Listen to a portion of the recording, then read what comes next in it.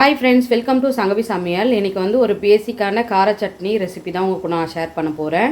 எல்லாருக்கும் தெரிஞ்ச ரெசிபியாக இருந்தாலும் நான் எப்படி செய்வேன்றது இந்த வீடியோ மூலயமா உங்ககிட்ட நான் ஷேர் பண்ணிக்கிறேன். அது சிம்பிள் அண்ட் டேஸ்டியாகவும் சூப்பராக இருக்கும். பேசிக்கான கார சட்னி எப்படி செய்யலான்றது வாங்க பார்க்கலாம்.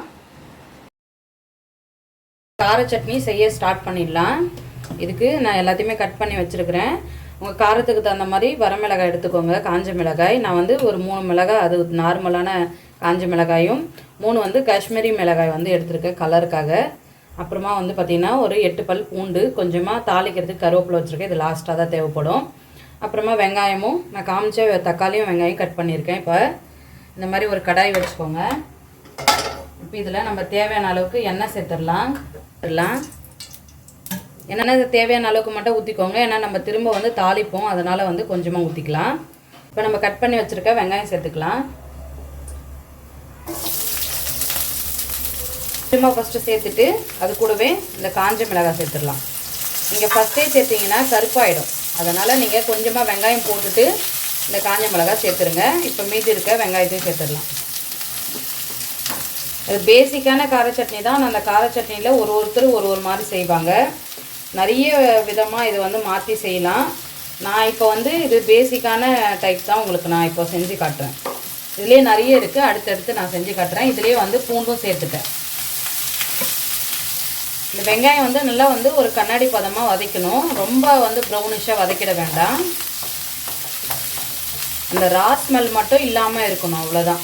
இதை அப்படியே அரைச்சி கூட ஒரு சட்னி செய்யலாம். அந்த மாதிரி கூட சில பேர் வந்து சட்னி செய்வாங்க, கார சட்னி.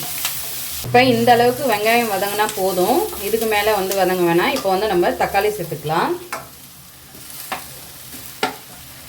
நீங்கள் தக்காளி அதிகமாக சேர்த்துட்டிங்கன்னா புளிலாம் சேர்க்க வேண்டிய அவசியமே கிடையாது. சிலர் வந்து தக்காளி கம்மியாக சேர்த்துட்டு புளி சேர்த்துப்பாங்க, அது உங்களோட விருப்பம்தான். நான் வந்து இன்றைக்கி புளிலாம் சேர்க்காம வெறும் தக்காளி மட்டும் தான் சேர்க்குறேன். நம்ம நிறைய பேருக்கு தேவைப்படும் அப்படின்ற பட்சத்தில் நீங்கள் புளி கூட சேர்த்துக்கலாம்.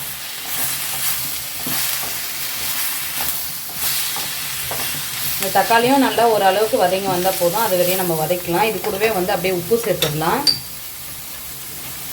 நான் வந்து இன்றைக்கி டேபிள் சால்ட்டு தான் சேர்க்குறேன். நீங்கள் வந்து கல் உப்பு இருந்தாலும் சேர்த்துக்கோங்க.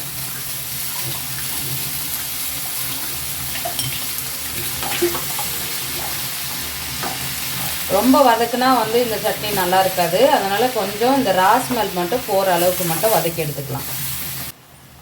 இப்போ இந்த அளவுக்கு தக்காளி வந்து வதங்கினா போதும். இன்னொரு விஷயம் வந்து என்னென்னா, நம்ம சங்கீதா, சரவணா பவன், அந்த மாதிரி முருகன் இட்லி கடை அந்த மாதிரி இடத்துலலாம் வந்து இதே மெத்தட் தான். ஆனால் இதில் கொஞ்சம் இஞ்சி சேர்த்துக்கணும்.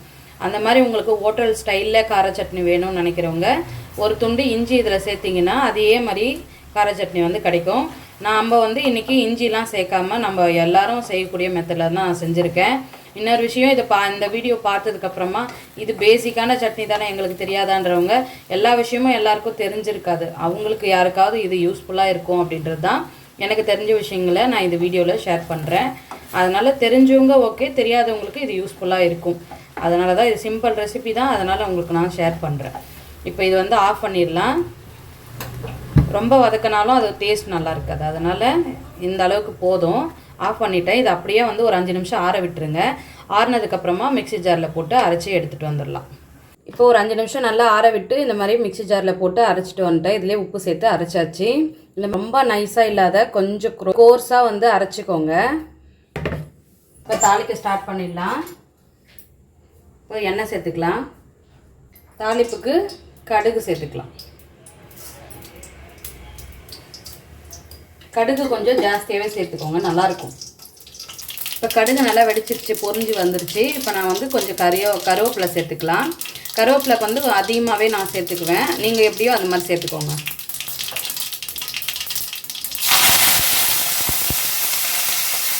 இப்போ கருவேப்பிலை நல்லா பொரிஞ்சிருச்சு. இப்போ நம்ம அரைச்சி வச்ச சட்னியை சேர்த்துக்கலாம்.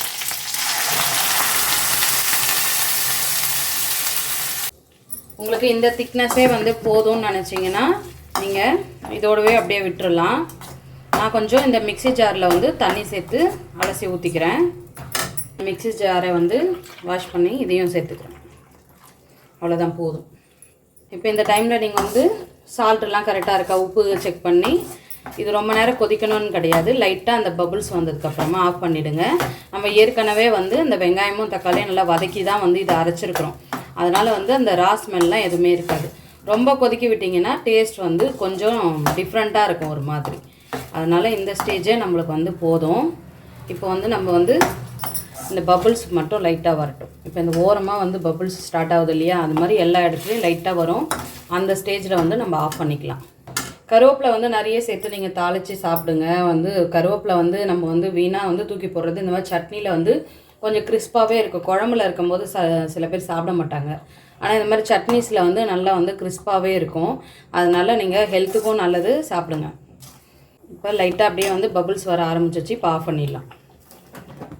சூப்பரான கார சட்னி வந்து ரெடி ஆகிடுச்சு. இந்த மாதிரி கார சட்னி பண்ணும்போது வந்து ஒருத்தர் வந்து 2 இட்லி சாப்பிட்றவங்க கூட ஒரு 4 இட்லி சாப்பிடுவாங்க. இப்போ நம்ம வந்து சர்வ் பண்ணிக்கலாம். இப்போ நம்ம இட்லி வச்சுக்கலாம்.